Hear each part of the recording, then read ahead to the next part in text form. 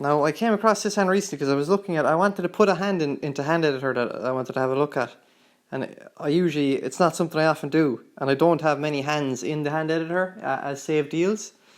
But it's a good thing to tinker around with if you get particularly interesting deals. And I had this one in there and I was reminded of it. I played this board in a tournament called the Burke Trophy years ago. It's basically like kind of an inter-county teams event within Ireland. So I was south and I was playing with my father who was north. So we're both from Kerry, so we're playing for Kerry. So I opened a heart. I just have kind of a standard minimum 1 heart opening. We were playing against Kildare. A man called Liam Gaynor was on my left. He's a good player. And I'm not sure, he was playing with some lady, I don't know who she was, on the right. So I opened a heart and Liam bid a spade. And my partner, I'm not entirely sure what he did. I assume he bid like 2 spades maybe. Showing a good heart raise. And this person passed and I bid 3 hearts, which is kind of my default minimum response. And this hand passed and my partner bid 4 no trump. They passed. I showed him 2 without the queen and he decided that was enough to bid 6 hearts, even though we're off key card and the queen of trumps.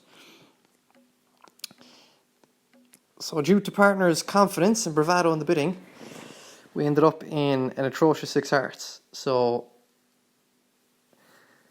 what you should always do in these contracts is try and play them well first, and then you can have words with partner afterwards if it doesn't make. But you must always try and envisage a layout where the contract can actually make, and a quick double dummy analysis of this will show that it does actually make. Okay? So I needed to obviously hope for a layout that would enable me to make this contract. So I got the ace of spades lead, and he played another spade. So at this position I was there. So I obviously, first and foremost, I need to find the queen of hearts. And I also knew that if the contract were to have any hope of making, I needed a diamond fence to be right. So given that he had 5 spades and I kind of need him to have the king of clubs and the queen of diamonds, I decided I'd play east for either long trumps or doubleton queen. So I played the king of hearts and I played the 10 of hearts, and thankfully the queen came up, so that was no more decisions there. And at this point I knew I needed the diamond finesse to be correct. So I finessed the diamond and I played the king of spades throwing a club.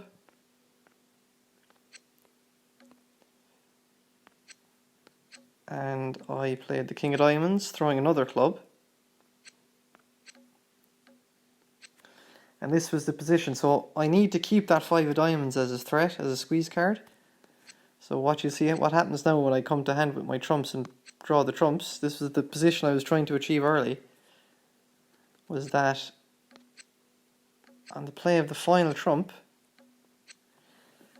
Liam as West needed his partner to have the queen of clubs. So when I played the final trump, he had to unguard to a singleton king. At this point the 5 of diamonds has done its work, so I can throw that away. Obviously you can see if we undo here, it's absolutely paramount that he keeps the queen of diamonds, because if he throws that I can just simply throw a club and dummy is good.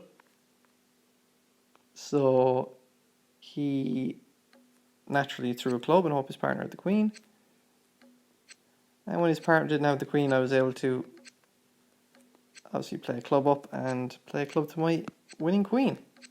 So that was 6 hearts made.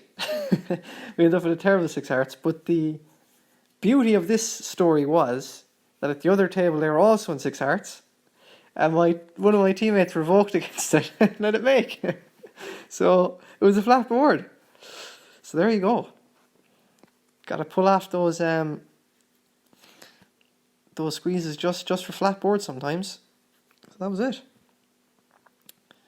I just thought that was a cool board. So there's another very good one actually. Must have a quick look at as well. So hopefully you enjoy that story and that board in the stream.